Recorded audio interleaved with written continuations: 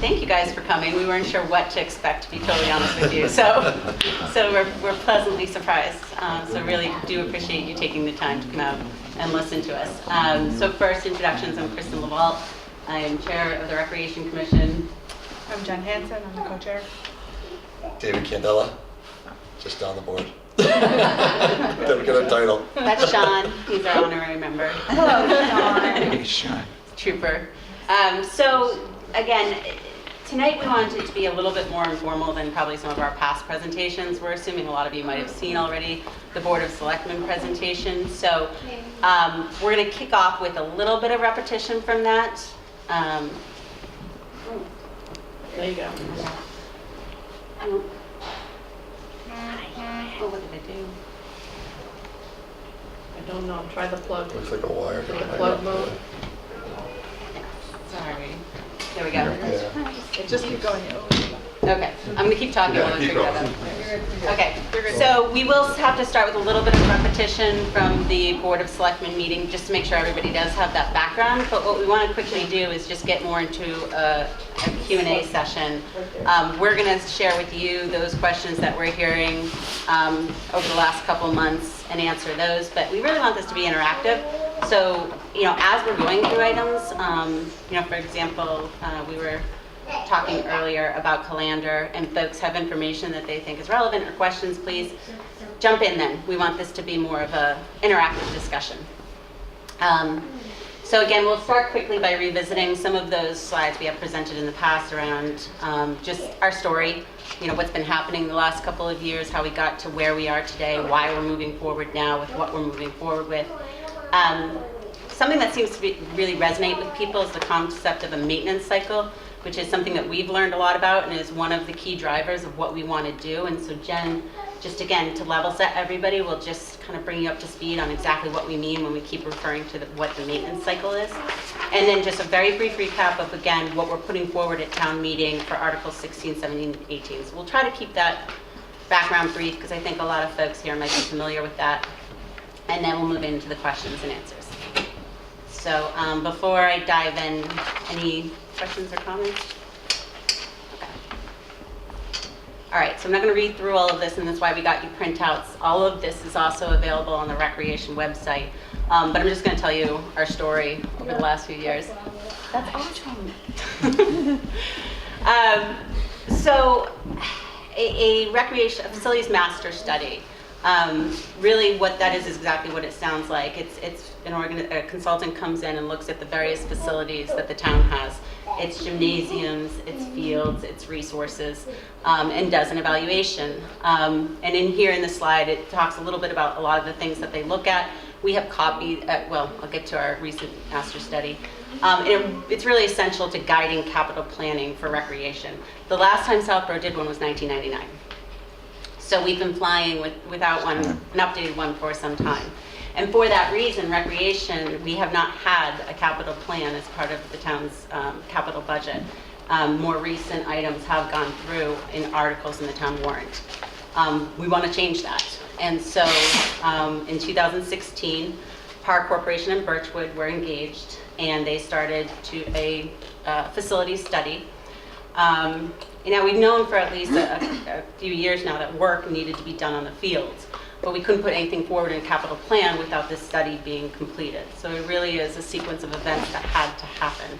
So we've known and been talking about the work that's been needed on the fields for some time, but needed the completion of this study to take that next step forward, which is what we're doing right now. So the plan, the study, and it's important that I differentiate between the study and our plan because they are two separate things. The study completed in 2017, and it's a significant body of work. I always hold it up. Here's mine. It's starting to get wear and tear, but there's a couple copies over there if you want to flip through it. It's also available on the Recreation website in a really friendly format to flip through. We can't offer copies of the study. These things are like gold, so we hang tight to them. But it's a comprehensive analysis of all of our current assets in terms of facilities, along with recommendations on what we should optimally do and the costs associated with it. So we got this, and quite literally, there's millions and millions of dollars of recommendations in there. And so that's not something that feasibly we can move forward with. So what took time after this study got completed was we needed to work on what our objectives were as a Recreation Commission, what we felt we needed to achieve for Southborough. And then start looking at the individual projects and continuing to work with PAR and Birchwood, bring that down to a plan that was feasible, conservative, and yet, achieve what we were looking to do as a Recreation Commission. Up here, these were the planning objectives that have been guiding us. We want safe, first and foremost, we want safe and quality conditions across all our facilities, and that's guiding a lot of the projects that, we're going to be talking about tonight. We need to move into the regular maintenance cycle. Again, Jen will talk about that in a second. We have congested schedules. In the back of your slides, we took from the study their kind of executive summary, and crystal clear within that executive summary is we're overusing our fields, we can't meet demand. We need to create more playing time across the various user groups within Southborough. We also want to recognize that there's cultural changes.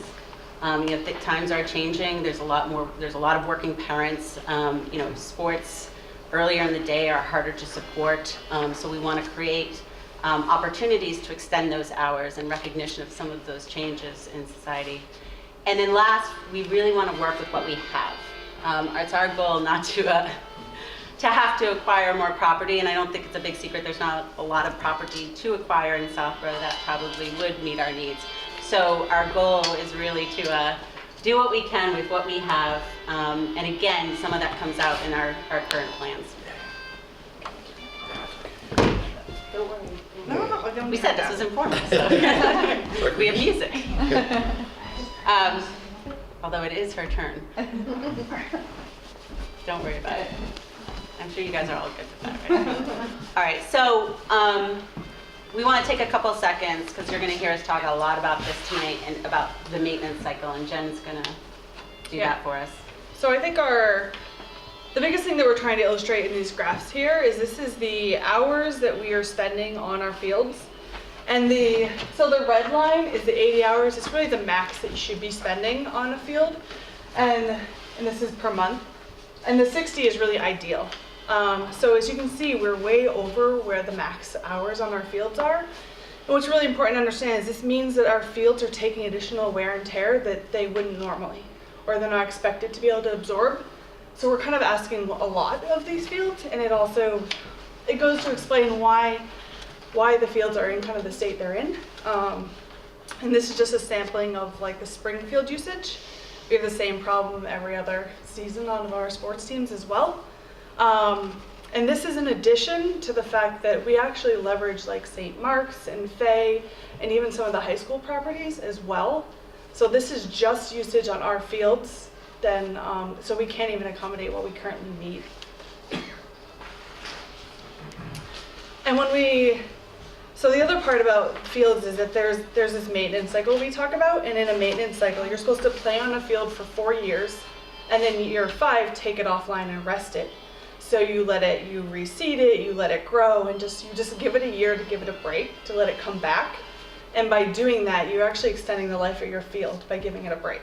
And then you play on it for another 4 years, and on the 10th year, when you take it offline, you're supposed to do additional maintenance. So additional grading if needed, or more nutrients for the soil that's there. And then you continue on this cycle of using it. But what's key is in that year 5 and 10, you need to take it offline. So you can't have sports teams playing on it. So if you stop and think about the fact that we're already overusing all of our fields, and now we introduce this concept of, well, actually we also need to take them offline every 5th year, it makes our ask and our demand of our current resources even higher, and we actually just can't meet them. So what we've been doing and trying to figure out and plot out with our capital planning is that we need to understand the different usages of all our fields and start planning out what is this maintenance cycle for them so that every 5 years they can come offline. So when we take like an 11 by 11 soccer field offline, we need to make sure we have some place to actually move people to be able to keep playing. So we've started with the first couple of fields in our warrant articles saying we can take these first 2 offline because we can find other places to put them. But as we get into this process, we're looking at the future of, well, when we take these fields offline, where are they going to go? And how are we going to let them keep playing? So it's really important that once we start this cycle that we stick to it. And we're asking for funds to be able to fix 2 of our fields. And when we fix them, in 5 years, they're coming offline. So they will not be played on. So we're also saying we also need to start researching and figuring out how do we actually expand our playing footprint in town to be able to support this and stay in this maintenance cycle. And by allowing the fields actually time to rest and recover, it does prolong their life of the field. And it means is less work less maintenance or less like regrading and like holes and divots and stuff like that to fix them. So it actually does make sense to continue to stay up with us. Just to clarify, yeah. so this is just a natural grass field, right? So yes, that first correct. graphic that showed Yes. 9/11 and how many People playable back hours, to- but this, Yes. it's not like you're gonna. So this is all about natural sod, Okay, yes. So the big differentiator is actually the turf field. You can get at least 2x the playing time on a turf field. You get extra what? At least 2 times the amount of playing on a turf field. So we do have 1 turf field, so you can see it is being played on a lot. This turf field does not have lights, and we cannot put lights on it, which is why we can't probably get the max out of this field where you could elsewhere. But so one of the things that we'll be talking about is wanting to research to look to put another turf field in town, because that when we take a field offline, it could replace 2 fields. So yes, there's a lot of benefits to turf, and it doesn't have the same problems of needing to rest or being as, it's much more resilient in different weather. There's a lot of benefits to having turf. Yeah. And the 9/11 numbers up there only reflect Southborough time. It doesn't reflect all the time on it. It's a state field, so there's outside users on that field. That would be all the way to the end if we were on there all the time. Is this the high school as well, though? Doesn't reflect that? I don't think so. We'll confirm that. Yeah. We'll have to confirm it, but I'm not sure. I don't think we talked to the high school, but it might be in there. We're going to dive a little more deeply into turf in one of the frequently asked questions. There's been a lot of questions we've received on that. Which is cheaper to maintain, turf or natural? Turf. Why don't you just turf everything? You let us. Well, there are a lot of answers to that Very question. very expensive to put in compared to a turf and grass. Seems like you Yeah. had a warrant article. Make a motion to amend? One of the issues is the toxicity of the turf itself and the We'll talk little about it. balls the Yeah. ground up tire things. And the other is that in some towns, they have to irrigate the synthetic turf fields to Because keep it's them hot. cool enough to play on. They get too hot. And what a waste of drinking water. I mean, it's just nuts to me. And we could, I think that, let me quickly go through the articles, and then we have one of our frequently asked questions on turf. So why don't I'll jump to that and we can continue this discussion, because we've been doing a lot of research on those points and others. So I'll quickly just make sure folks are clear on which each of the warrant articles are asking for, and then we'll jump to that question. All right, so we have 3 articles. We originally presented these as one because we believe strongly this is our first phase in a multi-phase project, and that there's dependencies between them, because as Jen just put, if we repair our fields, they will be coming offline. There's no ifs and that we're committed to this. So we will repair those fields, and then 4 or 5 years from now, they will come offline. And so we really, again, need to make sure that we're creating options to allow that. So we originally had them as one article. We did split it up, recognizing they are somewhat 3 distinct discussions. Article 16 are kind of the straight repairs. So DePetrie fields, and again, I won't read through all of this, but it's never had drainage or irrigation. It needs grading, it needs sodding. I'll share with you, I actually grew up in Southborough. I played on that field, so just to give you a sense, it's an old field. Is that the one right on the That's what- road? Is that a 9? No, so DePetrie is the small field that the girls. Off the parking lot. Near Yep. parking lot. Okay, yep. so that's a 9. Under 10's on it right now. Okay. That Is we- that No, 99? 77. 77 Oh, field, it's yep. Yeah. 7, okay. Yep. So right in front of the parking lot at Neary, that small field there. Okay. So again, the trees in there, those are just repairs that are overdue. Calander Field is off of Route 30. It was created as part of when the Carriage Hill development went in. What's interesting about Calander Field is that most of our fields are something called a level 3 grass field, turf grass field. Calander's a level 4. It's a higher quality field. There's sand involved in the turf. Part of that is for drainage reasons, which we're going to get into Calander in a lot more detail too in a second here. And similar to that, it's got some drainage and some irrigation, it would appear, but we need more, and it's grading, sodding, parking lot surfacing. Calander, we're going to get into a lot more detail in this discussion also. And then Trotter School track repairs. I feel like I probably did a disservice to this in the Board of Selectmen in just saying, if you look at it, there's visible indication of wear and tear, but we didn't really explain what that means. First of all, it's just natural expected maintenance to have to eventually replace that synthetic rubber, first of all. But second of all, on top of it, our track, is starting to have exposed pavement. And with exposed pavement, that means it's being exposed to the elements, to the climates, which means it might crack. And if it cracks, our expense to repair it goes up. So it's also preventative to make the repairs to the track at this time, and quite frankly, just overdue. And that's the cost of the $279,000. The second article is the Neary turf design and permits. Again, we'll right after this move to the turf discussion because there seems to be interest there. Recognizing we want to be conservative, we just took the first step for a project of this size. We want to make sure we go through more detailed design, the permitting. So starting the process with the design cost of $200,000, which was 10% of the estimated total project, which is in line with kind of industry standards. The slide itself, which you all have copies of, goes through exactly what we get with this $200,000 of design work. And then the last article, again, is Lundblad Field Design. Again, for those who might have seen the Board of Selectmen, what impressed me upon seeing Lundblad for the first time was just the size of this space. It's quite significant. That is the property in front of Neary, but right off of Parkerville. Okay. And there's a little place you can park, and again, I encourage folks to just park there and take a walk up there and check out how big this property is. And that's significant because we don't have enough 11 by 11 fields in town, and that can support it. So when we do have to take an 11 by 11 field offline, we have another one. It can also support 2 other smaller fields. It's a significant piece of property. We, again, though, want to be conservative here. It is built on a landfill, so we want specialized consulting to make sure that the existing membrane is fine. Again, I misspoke at the Board of Selectmen meeting and said that there was some exposed. Karen Galligan from the DPW confirmed that is not the case.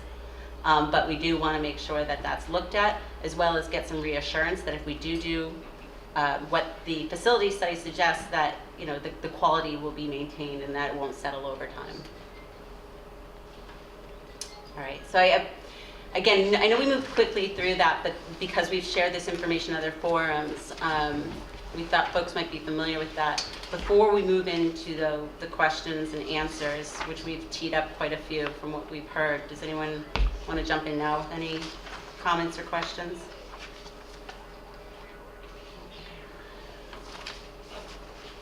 Are you going to get to where you want the turf to be, the turf fields? Oh yeah, so Neary.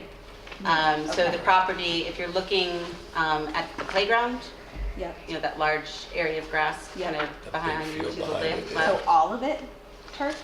If you look at in the slides there, I don't know how Oh, it's well it right comes there. across. That's actually a design mock-up of where it would go. So if you see the school, Yeah. down there, it's to the left. So, because we get the question all the time, it's where the fireworks are. Yeah. So yes, fireworks are going to have to move. Yeah. That's one of our frequently asked questions. Just to give you a sense of some of the space that would be taken up, where the fireworks go off for Southborough summer nights. Think that general area.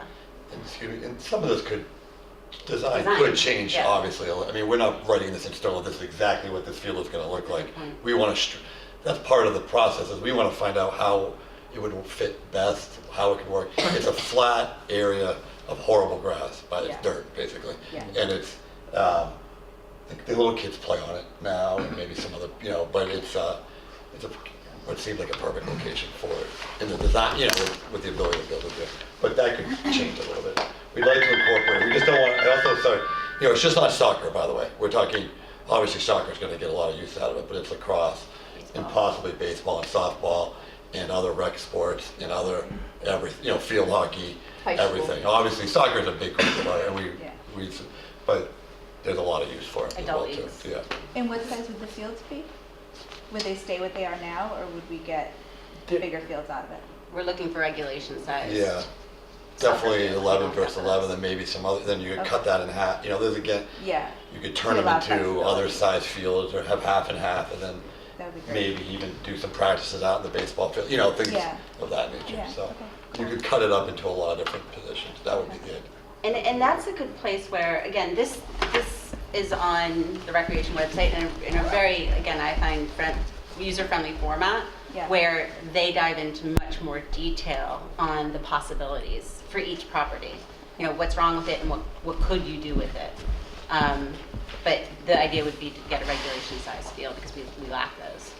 Yeah, I'm just gonna cut back in, I'm sorry, because No. I think that, I'm a little more blunt about this. We don't have enough fields. We just don't. And that's not anybody's fault, that's just the lack of fields that we have. And so, like Quiz said, we want to make those fields.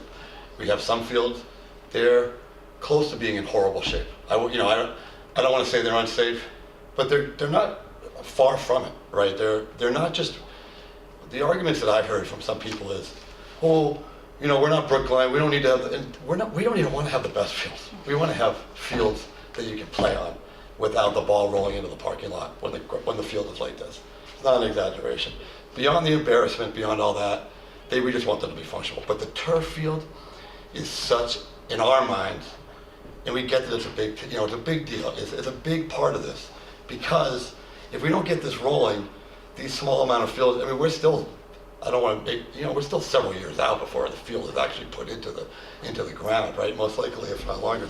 So we want to get this first stage done, get the town involved in it, maybe get some bank money, maybe get some sponsorship, maybe all these different things, right, that we could possibly do with the town's involvement. And if we don't get that rolling, we're just pushing our fields into a bigger brink of disaster. And it's just the way it is. I'm on those fields every day, and it's just, they're horrible, right? But we make them better, then we get them this rest cycle, we have a 10-year plan down the road of how as a town we can work together. We don't have to, everyone can see it. We're resting these fields, we're helping these fields, and hopefully down the road, it can save us money. Obviously we're spending a lot of money, but the idea is down the road is to not be sending all our kids to all these random schools and all the other places around. Let's use our fields, our facilities, and the turf field's a big part of it. We're passionate about it. It's not because we want to have the best, we just want to have some things that work. That's what we want, that's what we're looking for. Can I ask a question? So, Yeah. so when we look at a configuration like this, have they, the folks who put together the study, did they do any kind of preliminary research just to look at the wetlands and like how close to reality could this be? They were very, I'll let Yeah. everyone speak, but very conscious. Like there's certain projects we looked at, for example, the track. Charter track's not a regulation size track, so they're like, it'd be great if you could make it a regular, if you think you're running a mile, you're not. Just, that's the big joke that we say. So Everybody sorry the fastest guys. mile of our life. You might want to add in a little time there. But honestly, that was like a non-starter because they looked at what they would have to go into. It wasn't even a significant amount of wetland. It just touched the wetland and we just stopped. So I don't really, anything in here, obviously the discussions still have to happen and hence why careful design before we move forward. But that was very much a consideration in what was in and what was out. And again, why it took some time between the study being finished to us actually having a plan, because those were the types of discussion. They went out there so many times to revisit the site and to look at that and to get different blueprints. I don't know if that's the right word for them. What would the right word be? I don't know. So, but to understand where the wetlands started and where our projects would cross over that. So this one, I think, we should be good. It's a big space too, isn't Yeah. it? It's amazing how much room it's not really being utilized. I don't want to take away it. I don't mean, the grasses are great, but there's a nice open, beautiful space. just, maybe we don't even need to take all that part of that up. But I think it's been prepared and, sorry, yeah. So that's kind of the background to help level set folks. These were some of the questions that we're getting a lot that we figured would make sense to talk through tonight. It seems that since we're on turf, maybe I'll just kind of skip right to that one and let's continue that discussion, and then we'll backtrack. All right, so just to round out the discussion on artificial turf and then answer your questions, and I think some of the comments you were bringing up as well. So 9/11, Jen touched on this. It's important for folks to know, well, you have a turf field.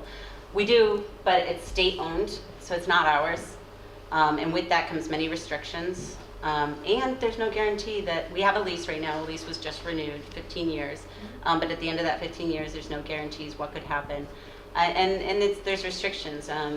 Two of the big ones are that we can't put in lighting, even though, again, there's nothing really in the general area. But that's definitely not happening. Many folks on the commission have tried that discussion in the past, and that's not happening. And another one is snow removal. So you'll see, actually, in just a second here, we think a pretty powerful slide. But a lot of turf fields, one of the benefits is that you can remove snow from them. So just if you have storms like this in the past, people are playing on turf fields right now. They were playing on turf fields in March. So we can't do that with 9/11, again, because of DCR restrictions. Again, the study, and Jen spoke to this, that there's a lot of demand, and so organizations are going elsewhere for turf field usage. Weather. I mean, we're all sitting here right now, and sports, whether it be lacrosse, soccer, no one's starting. The season was supposed to start next week. We're hoping best guess is after April vacation, maybe we can get out there. So teams are, and it's hurt even more, I'd say, because 9/11, although we couldn't be using it because there'd be snow on it, is also being replaced right now. So we're in gyms, everyone's kind of trying to get the kids together and out there to do something. And it's adult leagues too. Again, this isn't just about kids sports leagues, these are adult leagues also. We also could start earlier, as I've just talked about, and we could extend later in the year. And then, the big one is, yes, like we would intend to put on lights on this field, because that is one of the major benefits of turf, allowing us to extend the playing hours. Especially in the fall where it's getting dark at 5:45, that puts a lot of strain on our limited number of fields, and it puts strain on families who work. And a 5 o'clock or a 4:30 practice is very difficult, so a lot of folks can't even make it. So this would help alleviate that. Safety. So this has come up a lot. Two aspects of safety that come up are first, the rubber pellets, and then second, injuries.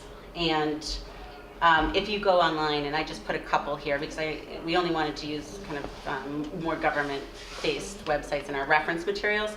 But these are two sites that you can go to and see the most recent research on rubber, which basically there's no conclusive, not enough studies or evidence to suggest any link to cancer. So a lot of research has gone on, and right now, again, if you go out to these two sites, I'll let them do a much better job of explaining it. But those were concerns back. You see them in 2014 was when I think it really was out in the headlines, and since that time a lot of research has happened, and these are two agencies that stand behind the safety of the use of that rubber. And there's also alternatives for fill that we'll look at the time we do design. I laugh sometimes only at some of the things we've learned about, where one night we were all feeling the different types of fill that can go into a field. There's 6 or 7 different kinds, and so you remember that night. Coconut. Coconut, I mean, it's crazy things. So there's options. If that was, we want to involve the community. So that's the part of doing design. There are options, and we can discuss those with the community and make one as a decision as a community if people do feel nervous about the rubber. The other one is around injuries. We don't have a link here to, I just don't know what agency, there's plenty of articles out there that would say that turf is definitely not more dangerous, and if not safer, because it's flat, it's level, you're not gonna have divots for folks to, step into the wrong way and get knee injuries, which are a very common Huge injury stones like this. with women. I did bring with me, if somebody wants to see, a pretty impressive study where they followed men male soccer players on turf versus field, and the results were pretty impressive in terms of injuries on the turf, which were much lower than the grass. So again, if you Google it, you find it. The only reason we didn't cite one is there wasn't one that was specifically linked to maybe a government or federal agency, so we didn't feel we should, provide you with one that could be viewed as biased in any way. There's a fair amount of compelling research around concussions and helping with concussions because of the GMAX, and they have all these types of ways to make sure that they basically cushion your fall, as opposed to landing on your head on a rock on a grass field, laying on turf that has a pad that has rubber pellets or some other kind of material that really cushions that. Yeah. So it's an easy Google. Just put in injuries, turf, field, and plenty of things come up. But I want to pause there. Any questions on any of that? You raised Well, it. I think the jury's still out on the safety or lack thereof on the rubber pellets. I work with a fellow on another volunteer board who's in Wayland, and he does a lot of research on these kinds of things, and he's very concerned, despite what the government studies may say, only because where society works on profit-making ventures, and the manufacturers have a lot of sway with our elected representatives and with EPA, even worse these days than it used to be. I'm happy to contact him. His name is Kurt Tramposh. Sure. He's in Wayland. I can get you, Doreen, contact information. That'd be for great. him. Yeah, happy to do that. And so that's the extent of my knowledge on that issue. Although I do know that the women's soccer, our national women's soccer team was boycotting, or was it more than just our women's soccer team? They were boycotting the use of the synthetic turf because of that. Yep. And it's especially the goalies who get down on the turf more frequently than the other players do. So there's something to that concern. I'm not sure what it is. I'm not sure what the answers are, but just something to be aware of. No. So if the vote goes forward, and the project can go forward at the April town meeting, again, just going back to what I just said, we're not making any decisions on the info. And that gives us the opportunity to make more of a collaborative discussion with the community when the time for that decision comes up and the different costs are available, because obviously And it's good to know that there are other fill materials other than the rubber. I mean, it costs a little bit more, but it may be a whole lot smarter to spend a little money on the prevention kind of thing. Just last week, there was an article in the Washington Post about the dangers of the pellets, the crumbs as they call them, from the tires, which are not simply rubber, because rubber is not necessarily as much of a problem as ground up automobile tires. A lot of other compounds. And I'm sure you've already heard this because you listened to it. And I appreciate, by the way, that we have a chance to express these concerns. I'm really very concerned about it. It's not going to be in the government final decision until all the research is done, and it isn't done, and yet it's been continuing, and the concern from what I see is growing on this. And part of it is that as the turf gets used and ground, these pellets, the crumbs, start off being large enough that they're never inhaled. But as the heat and the wear, it's a fine dust that the children are now inhaling. They did a study with this piece of equipment that just very slowly goes over a field, I think just after use, that's taking in the air, and there was an alarming amount of the tire dust in the air, and I understand that exactly what you're saying, that you need more fields. There's not enough fields, and to me, like the rock issue, if a field was prepared as carefully for sod as for turf. Of course, all dangerous rocks would be eliminated. You wouldn't leave them there. Yeah. I guess the rock scenario would be much more like old-fashioned playing fields that weren't prepared at all, except mowed.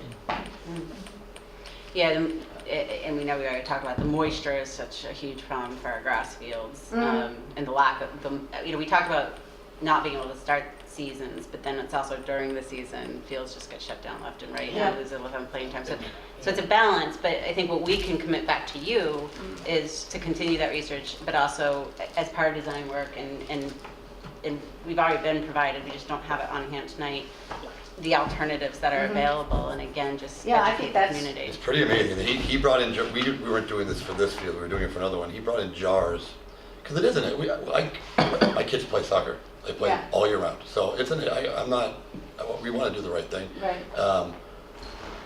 All these jars of the different fills, it's pretty amazing. I mean, from coconuts to Yeah, but- wood, or, I'm making them up, don't hold me to them, but there's all a bunch of different options. And I think that's why that this first phase is, we find so important, because we want everyone to have that say.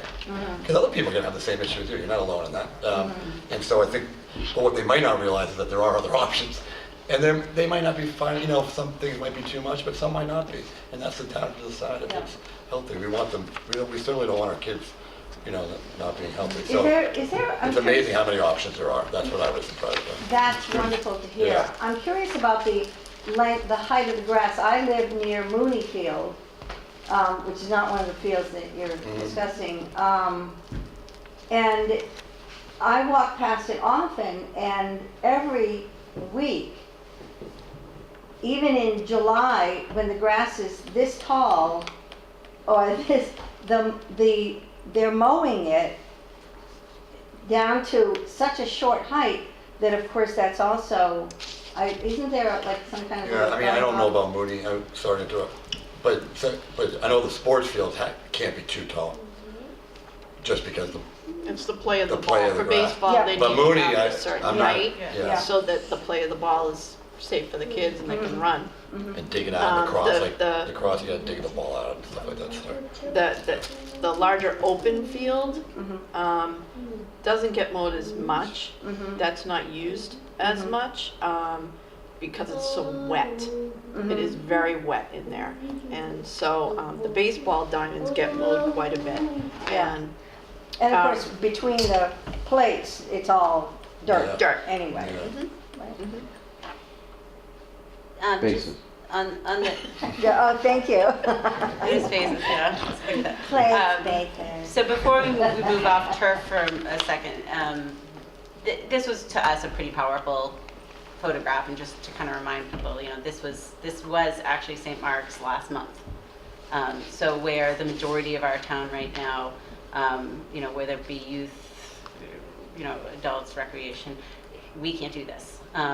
So we won't be playing until, again, maybe mid-April, potentially the end. And I think we just all felt, wow, this is a pretty powerful Spring sports has a tough time. illustration of what Oh, turf, yeah. what They just turf do. could It is Especially a this tough year. time. They Yeah, all this year, belong of to course. leagues, and these season leagues is set short, these too. schedules. And the schedule's set, so it stays within the school period, correct me Yeah. if I'm wrong. Yeah. So that, because otherwise people then go away.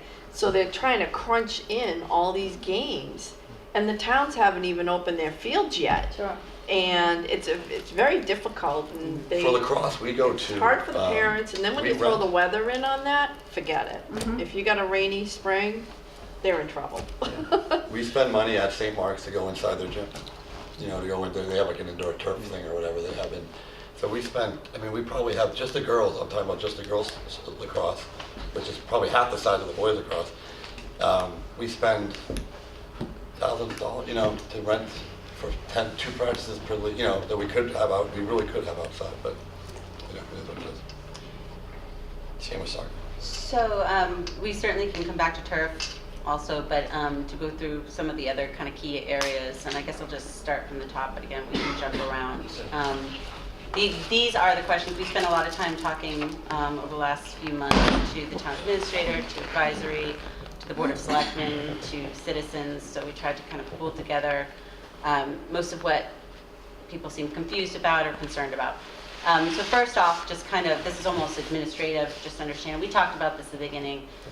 Do not try to do a tick and tie of the numbers in our study to what is in our plans that are emerging and will become a formal master plan at some point in the near future. The study, gave us options, and we then, like I mentioned, worked with the consultants to then put that into more of a plan that, again, was more conservative, but met our objectives. So we did not need everything that they necessarily outlined. We truly tried to trim it down to what was most needed. So it is what we feel is the most conservative step forward that we can take. So the opinion, another area I want to talk about, because it was one that we've gotten some feedback about. So in the back, and we pulled these out in the appendix too, so you can see it's something called the opinion of probable cost. And they're in the back here that kind of break down what makes up each of the projects in the articles. Now again, even these aren't a one-to-one correlation to what ended up ultimately in the article, and that was because of contingency. So Birchwood had put in a 5% contingency, and I believe the industry standard is between 5 and 10%, and we actually added to their 5 an additional 25%. We have a very highly conservative contingency built into our plans. And I'd say that there's a mixed bag of opinions on whether or not this was a correct move to make or not. We did it because some recent projects that went over, there was a lot of concern about that within the town. We're making sure we're taking steps to mitigate that from ever happening again. So in this case, because there could be unknowns once you kind of get into the fields and under the grass, we built in a very conservative contingency. So that's again why you won't see a direct correlation to the probable costs, opinions of probable costs. The one thing to note though is just because we have it doesn't mean we're going to spend it. The best case scenario is that we really only do use 5% contingency, and then that remaining contingency just goes right back to the town. So it's not like then it's money to be spent elsewhere or on anything else. If it's not spent on the project as put forward, then it goes back to the town. So it's just really, as we see it, additional insurance to the unknowns that could happen in projects like this. And actually, again, we'll touch on that in a couple of the projects in a moment. Any questions on that? Yeah, you could this one.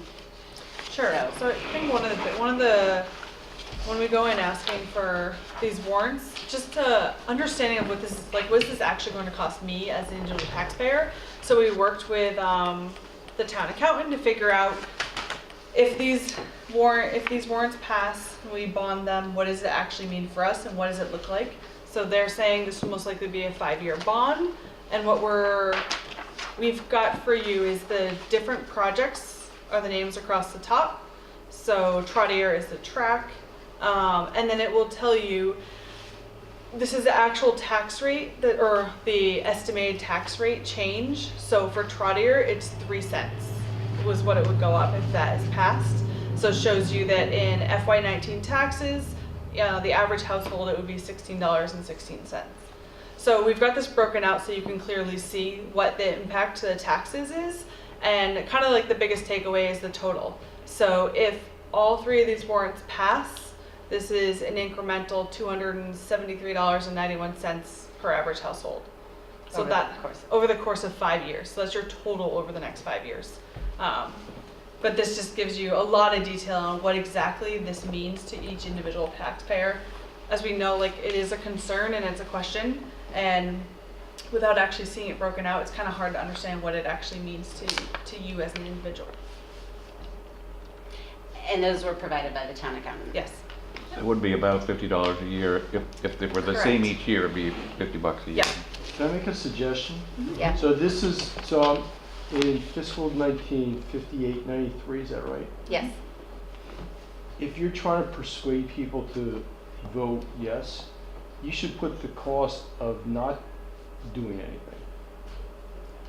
Because this is, you're gonna have a cost of. Yeah, it's So what I'm saying is that, on a net basis, it's not, maybe not an increase of $58.93, maybe it's an increase of $10. Yeah. We've struggled that's with that a one a good little bit, I'll tell you the truth, because we haven't been spending this money. I mean, so it is, and so the impact if we don't do, let's say, for example, Trottier, is that, and we can't tell you exactly when, but at some point the track becomes unusable. Right. And that's the cost. It's a cost, but not one that's. You can't quantify the Can't cost, quantify safety. but at Yeah. some point, those fields come offline. Yeah. Right. And I don't know how you quantify Yeah. that, but if that, you may It would want be to, good, yeah. just when you're trying to persuade people, say there's a cost that we can't quantify here, but it's quality That's a of good life. point. Yeah, it's a good point, though. It's, Item. it's something, right? And we can, maybe there's a way to at least come Well, up with a it's rough idea. For the track situation, it'd be the difference between what it's gonna cost to Yeah. maintain that and make it better versus closing it down in wholesale replacement, which Yes, is you have, what eventually would have to happen. if you had the cracks in the concrete underneath, What would it? what's that cost to repair? Yep. That's a good idea. No, So it's a I good think idea. that delta is gonna be smaller than when you're showing $274 over. Yep. I think it's gonna, the real cost is probably much less. The That's a cost good of point, not, because what's the cost of not doing all We of do it? want to drive that home, and if we do nothing, it's still going to cost. Yeah, doing this, what costs are we And our avoiding? part is it could cost more, but Yeah. what is that number? I don't want to make up numbers and, no, but yes, thank you, that's a very good point. Jim, sorry, did you? I know it's interesting to try to quantify these costs. You mentioned the girls lacrosse. I know the boys lacrosse is actually driving to Worcester just to try to get on the field. But there's an interesting cost that the high school bears in the spring when they have the tryouts for all the teams and they have no place to pay. They Yeah. pay an incredible amount of money. I've heard a number between $25,000 to $30,000 that the parents pay, not the schools, the parents pay to get indoor time, which is basically a turf field inside. And those are our taxpayers, Northborough, Southborough taxpayers. It's incredible when you start to see the pockets of these things. And you mentioned, just an aside, something about 9/11. I forget the numbers, but I'm pretty sure DCR only allows, what is it, the 20% or 25% of use? 25%. So you only have, at max, 75% of the usage up there for Southborough residents. The rest has to go to somebody else. In fact, I remember once upon a time, there was a professional soccer team using it during the day. But, so when you look at those other costs, there's big numbers out there that are borne by taxpayers. So what are we paying in rental costs? Yeah. Yeah, I- or if we were to lose a field. And to that point, I also wonder, we're paying Ashland, whatever, $65 an 65. hour, whatever it is, that's money that's going to Ashland, it's not going to Mhm. Southborough, because we have to use their fields, because we don't have fields to use. Thank So- you. That was one of the questions I had.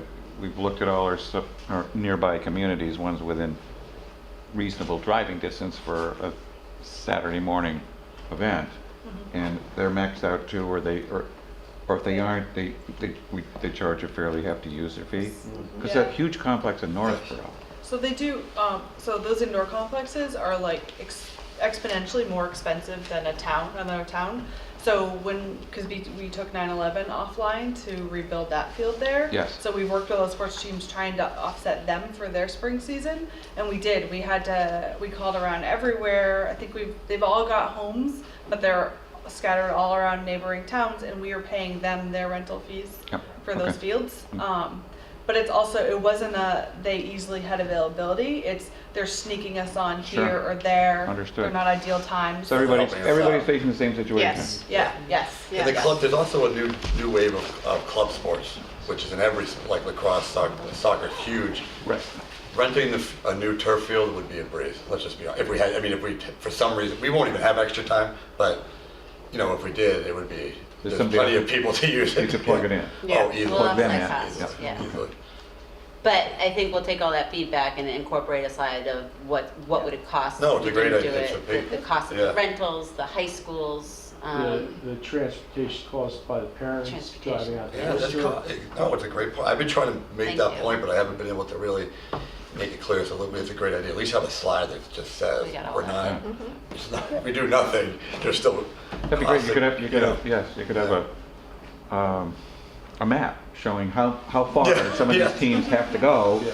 to get on a field. Well, I'm also hesitant because I don't want to. I hear people. I could say all the towns around us that have turf fields, but it's not about compare. I mean, it is, but it's not. Meaning, I wish I could show, but I also don't want people to come back to me and say, well, we're not trying to, I've had this argument, we don't want to be all these other towns, and that's fair, but we need it so bad. But yeah, it's a great point, so that's why we're here, for sure, Also, these numbers are the worst case scenario numbers, right? With the 25%. If we spend the 30% Yeah, all of the money. contingency. So I think that's important to Yeah. point out too, that this is hopefully not where we would actually be. Right. And that's if Lombard, what happens to Lombard, things like that, who knows what this, that might not get, things like that, or, Yep, you're right.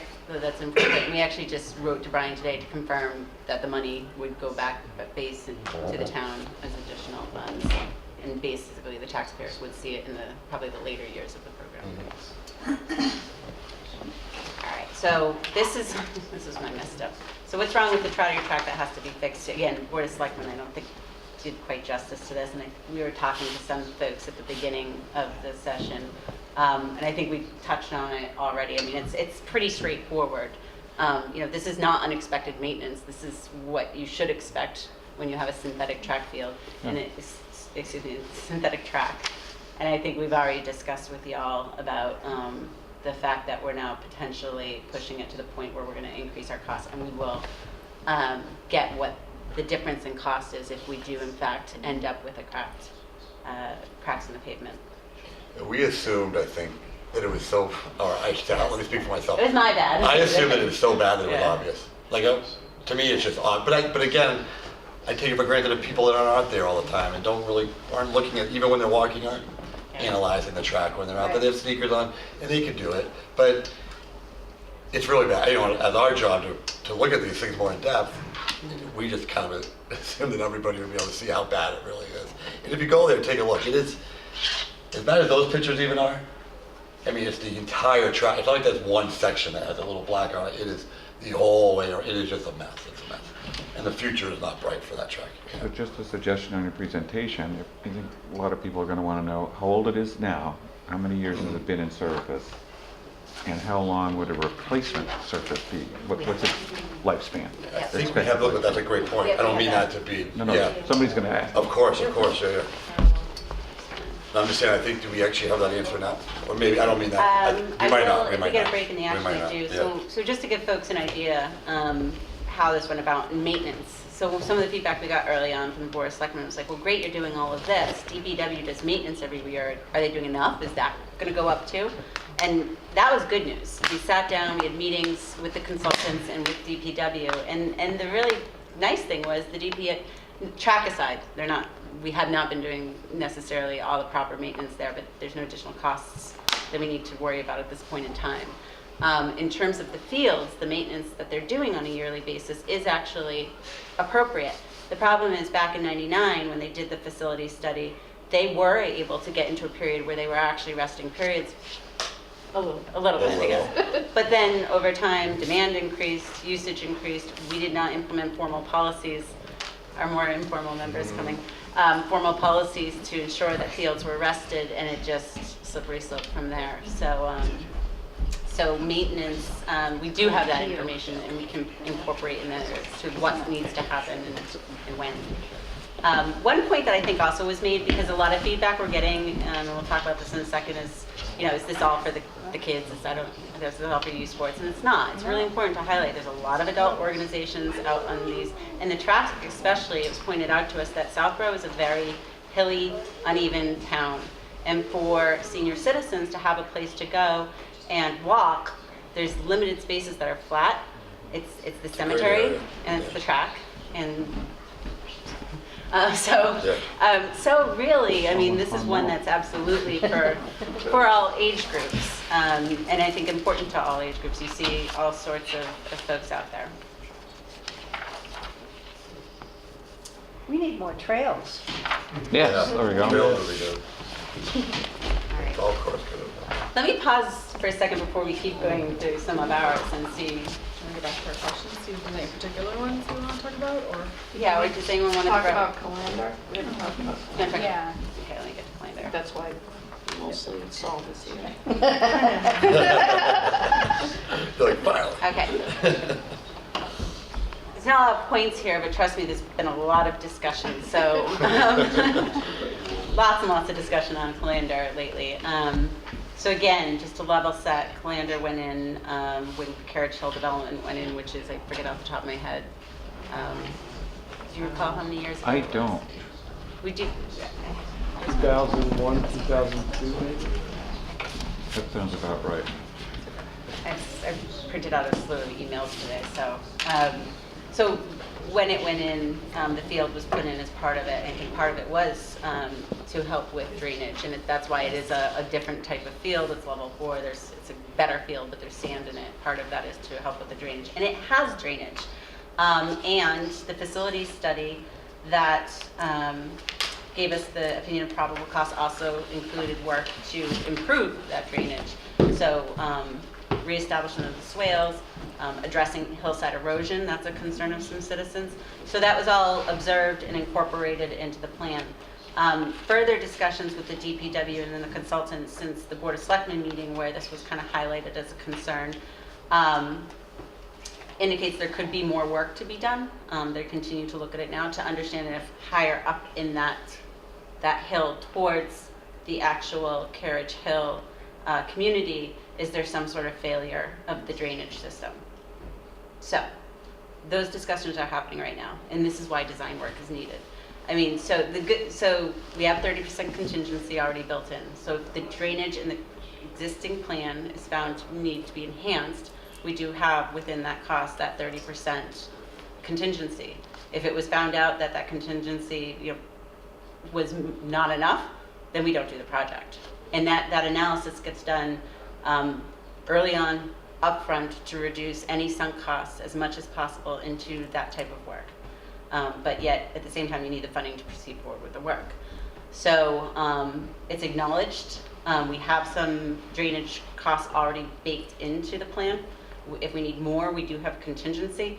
And if worst case scenario, as with any of our projects, again, and this is one of the steps we're taking to make sure we mitigate any risk of cost overruns that we have seen in past projects, we don't do it. We stop. We reevaluate, we come back to town meeting, we do whatever we need to do, but we don't continue forward. That's the current state of those discussions. They'll continue through town meeting. So I would expect by town meeting we might even have more detail, and we'll just continue to provide that to folks. But moving forward allows us to confirm what exactly is the state of the drainage at the upper part of that hill. And if more needs to be done about the erosion. Well, again, I'm Whitney Beals. I'm current president of the Board of Trustees for the Southborough Land Foundation. And the drainage issues go back virtually to the beginning of that development work.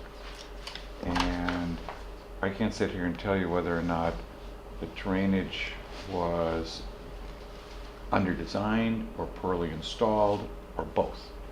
It would certainly seem that for all the water that comes off that development probably was under-designed, and I don't know if it was, if you had to point some fingers, whether you'd point at the planning board for not hiring an engineer to, and maybe you did, to look at the design calculations that the developer, presented to the planning board.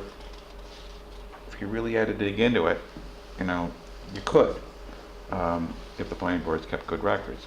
But it's been a problem on all those detention and retention basins, causing erosion on the Solve property, and it just passed down on part of the property to Calander Field.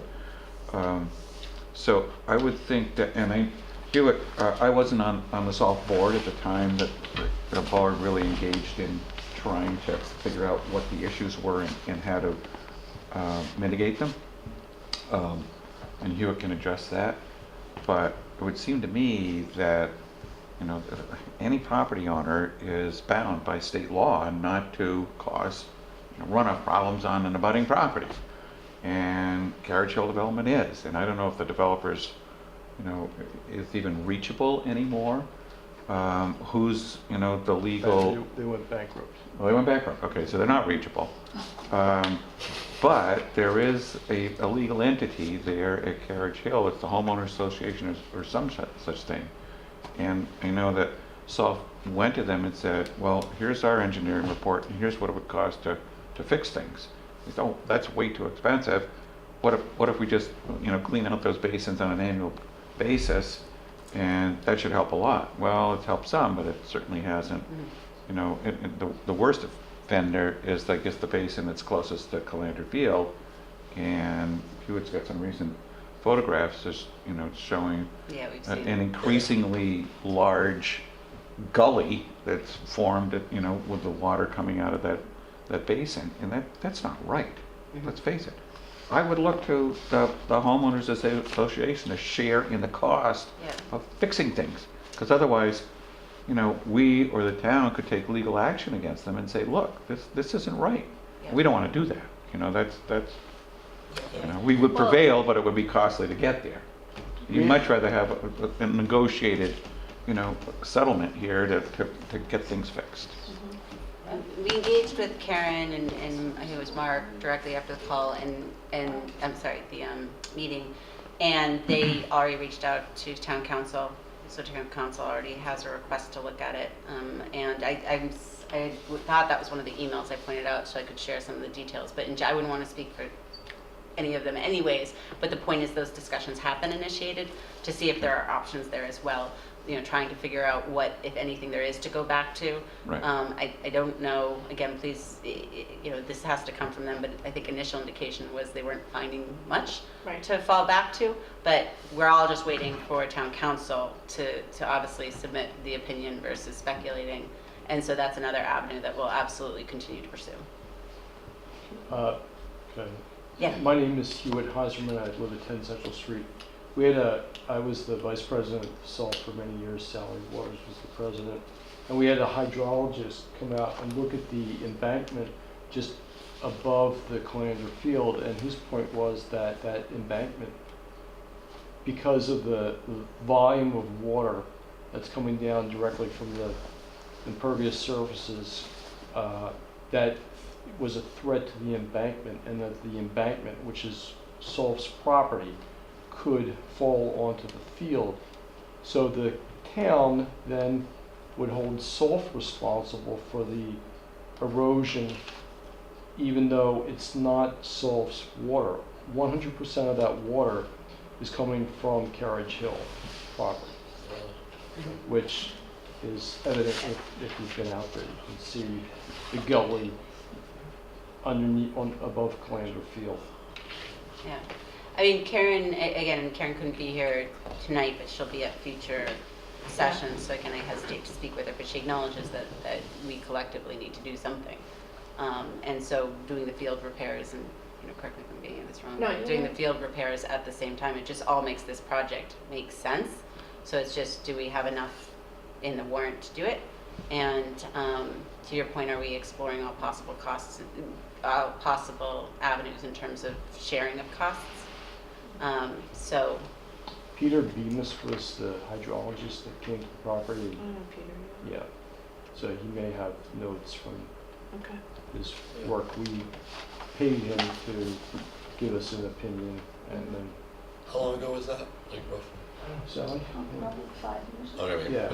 Cool. It was at least that long ago. Yeah, but that's fine. I just you should know that SALT is more than willing to cooperate Yeah. in a Yeah. reasonable solution Yeah. like this. Pull you in with Karen. And if it means granting additional drainage easements or something like that, but it's something that we would be happy to Let's do it. engage in. Okay, so that's So I think a discussion between ourselves, DPW, and SOLVE might make sense as well. Yeah. Yep.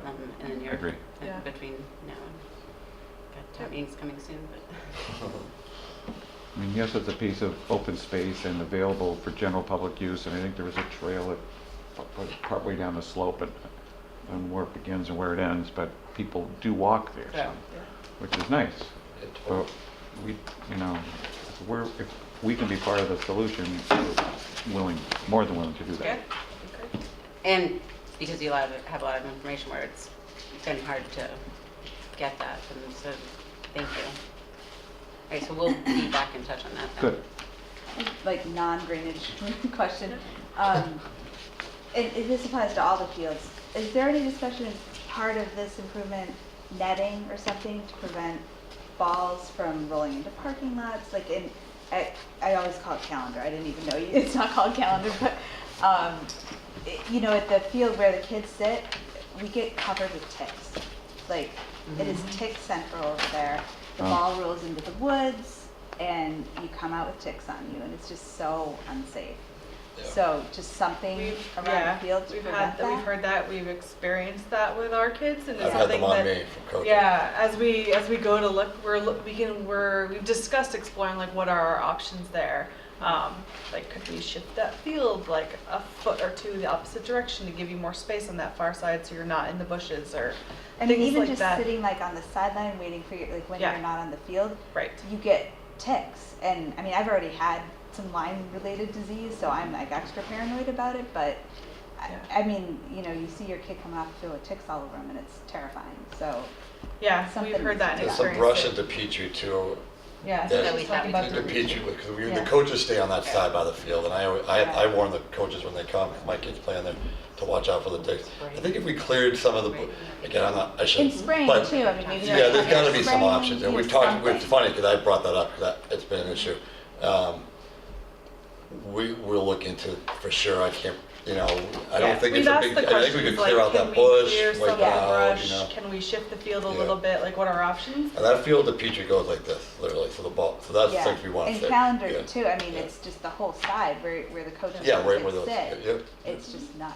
It's Make it ticks. mandatory to take a really fuzzy dog on a leash with you. Well, the fuzzy Not dogs mine, get not covered in mine. ticks too. Right, but that's the It's point. all- that Yeah. You can- No, it's pretty crazy. I picked up Them. the soccer bag one time, and I literally had 3 of them on there, and 2 girls had them on the, you know, Yeah. luckily we're looking for them now, so we catch it before anything, you know, but Yeah. it's, Thanks for you coming. know, it's an interesting. Thank you. So we will definitely, we have that in our back of our Okay. mind for sure. Thank you, guys. Thanks. Um, We have a few others that we can touch on, but again, this is more for you, so I want to see if there's anything else.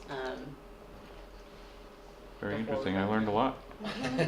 Who knew, I'll right? fly through the. I'll be quiet and go home. Yeah, we can rip through this. We'll fly through these really quick. I think we talked about this already. We talked about that. Pretty good. The timing, I'm not going to read through all of this. You have it, but we've gotten a lot of questions on the timing given other costs faced by the town at the moment. We understand that. That's why we want to provide the cost breakdown, but we've pushed this down the road already. And, you know, we're going to be in this state with Main Street and the facility for several years. So at this point, to Dave's point earlier, unfortunately, we need to get going, and this will ultimately mitigate future costs. So, you know, it's not part of the capital plan because we needed the study, but we felt having this information and being told that we're at the point we are with our fields, you know, as the Recreation Commission, it was our responsibility to put it forward for the town to be aware and make the choice and then prioritize if they so choose. In the future, it is our goal not to be going through articles. Like, we want to be in the capital plan. We are submitting by the end of this week our first cut of the 5-year capital plan to Mark. It won't make it in until the next iteration of the capital plan, but we also didn't want to just sit on this, knowing that the work was needed.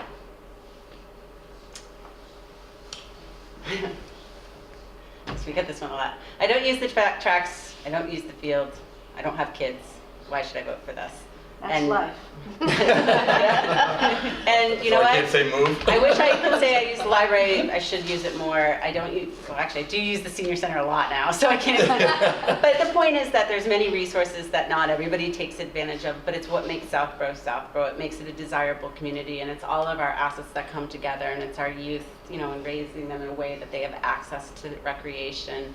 It's the well-being of everybody that can get out there and exercise and enjoy it. So, you know, it's just, it is what makes a town. It's one of the factors that makes a town, and it makes your real estate properties. You know, we can't find exact facts to say that it influences real estate properties other than logically. It's something that folks look at when considering communities and the facilities that they have. I did find a couple interesting stats on the America's State Parks website that did cite some studies, so I included that. But you know, that's the fact. There's many aspects of the community you may or may not take part in, but, you know, you got to invest in your community as a whole, in our opinion. And really, that's it. The rest is appendix and information for you. Our next forum's on Wednesday, April 4th at 7. For your benefit, it's going to be a repeat of this with maybe a few You new have to facts come. that come out. So we'll let you know if there's going to be anything excitingly different. Otherwise, you know, you got the gist. We need a 2/3 majority vote on the April 9th town meeting. That's the difference. That's another difference of not being in the capital plan. We really much rather have been part of the capital plan for that reason, because now we need a 2/3 vote. So it is so important, if you support this, to get people out. It's 2 parents. We need both parents there. We will have babysitting available. They're trying really hard to keep it to one night. A lot of changes being made. They're going to start, like, if there's quorum at 6:45, they're going to do the Girl Scouts and all of that. Then the moderator's goal to be doing Article 1 at 7 o'clock. We're early. Presentations are limited to 5 minutes. We negotiate 8 because we got 3 articles. But we're going to try to keep it to 5. And we're early on. So all of these things, like, just, you know, try to encourage folks to get out there if they do support it, and promise them it's not going to be night 3 at 11 o'clock at night that they're hanging out with their kids to vote on it. It should be earlier on. How are you guys, I mean, I've seen the rec emails, I know soccer sent out emails. How are you gonna get people out, like because I mean, obviously I'll tell everybody I know about it, Well, but. soccer's been great. Sorry, our town, each sport is going to spread the word that way. Soccer's been phenomenal. And word of mouth, and I think we talked about trying to going to The transfer. the transfer station and handing out some Yeah. things. It's hard with all of us with coaching and stuff, but it's going to have to be word of mouth. We've had some pretty good luck at the other town hall. You know, people seem to come out and support recreation, but the 2/3 vote's a little scary, and there are some things coming up, and we get that. So it's so to answer your question, it's a lot of word of mouth. It's a lot of our groups. Our soccer is huge. The lacrosse is huge. So if they spread the word, then it filters to other people. Hopefully, Yeah. hopefully that'll get it done. But we One need thing everybody's help. We need everybody's Yeah. help. I you would know. suggest, I don't know if rec has a budget for social media. I'm the social media manager, and I Yeah. know if you just post on Facebook, you're gonna reach about 5% of the people who like your page. You need to sponsor, like, you need to boost it. I would recommend doing that. Yeah, Use we the do- we budget. do We that. started that. We have, Okay. and we're going to hopefully Yeah, continue. because that, I mean, I know, at least the parents that Kristen and I know, like, very active, like, there's a Southborough, I know you posted in there, the Southborough Parents Group, like, there's a lot of ways to reach on social. But we're media. open for anything. Yeah. Well, and also I think it's how do we get to the non-parents? Because this is definitely not just for, I mean, that point's been very much made. Like, this isn't just for, obviously, you know, when you think fields, you think youth sports, and obviously the big benefits there. But we do think this is for the community. So how do we even tap into those who aren't maybe on those, you know, working parents or the Southborough parents sharing care and things like that? I think that's probably a bit of a struggle, and where the transfer station Yeah. and comes in and things like that. So ideas are definitely welcome because we have a few weeks to get out there. We are doing a little more Facebook. They've been doing a great job of getting the social media stuff, and I think that is we kind of have to do that. Yeah. That's going to reach the most people, Yeah. young and old. Everyone's on it. So, but yeah, we're going to be knocking on doors, but we're definitely going to be sending emails and trying to get as much, support as we can. And we've been out there, and we'll see. Hopefully, it'll go well. We're excited. We have a lot of passion about it, so we want other people as well too. You guys That's why I don't talk so much. I just You've sit done a back. ton of, like, I'm so impressed, like, how much They've done a great work job. you've done. Yeah. Incredible. It's a lot of work. It's amazing how much work they put. It's a lot of. We're really just trying to answer every question. We don't want to. There's no secrets here, and that's what we. So, and we look at this as very. Again, we just don't want to have good fields because we want to have night. It's a necessity. We're at that point now. It's kind of getting a little crazy. Yeah, I know. So yeah, but thank you guys so much for coming. It's really Yeah, thank you. awesome. Appreciate Yeah, thank you. So I just want to add, I've looked up geofill, natural alternative infill. It's called Shaw, one brand is Shaw Sports Turf. Shaw. The Elite Performance by Nature, which is the COIR core from the coconut, as you were talking about. Yeah. And there's a wonderful website about, and if you want, I mean, a gorgeous looking field that's not going to, No, we'll, There you go, no chemicals. and it. the only it also- question will be the cost, but It that says will be- natural, yeah. performs, proven, cooler, and affordable. And the heat is another issue, I didn't even think of. Yeah. Who No, knows? for sure, for Yep. sure. We were shocked by the amount of stuff that we saw in just a short I'm sure there was Yeah. even more. See, that makes No. all the difference to Yeah, me. yeah. I Well, would that's good to not know, be so in we'll- favor yeah.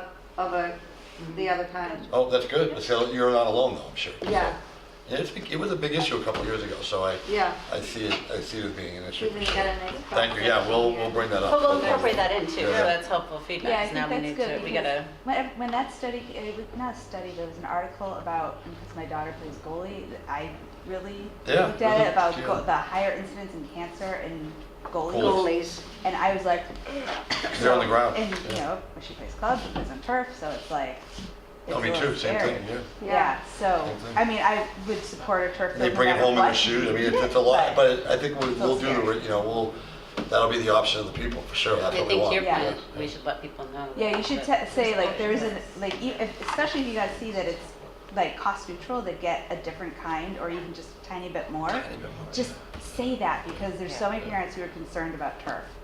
Yeah. That Yeah, I didn't realize that, but that's, I mean, I guess I did, and I kind of forgot. I was, 2 years ago or so, it seemed like a really big issue, and then I've kind of let Yeah, it, it's bad come- parenting on my part. For some But yeah, reason, so it's back again. it's Maybe back because again. it's So no, spring. we will do that. That's a good point. If we get swayed votes by telling them that there's options, and again, that's the reason why we're starting this and not just throwing out a $2 million Yeah. field at you. Yeah. Let's talk about how we're going to make this field the best that we can make it for everybody, Yeah. Sure. And you could charge higher rates for people to come if you can guarantee The only that. eco-friendly that- field in the. Yeah, that's so actually a really great But, point. but that actually, That's a and really unrelated to, but the other thing with 9/11 is that we have to charge the same rate whether they're in town or out of town. Mhm. So again, if we get our own field, Right. then we start having flexibility there, because obviously we don't want to be charging our user groups the same Yeah. amount. So that's another good point. Yeah. Awesome. Thank you guys so much. Thank you.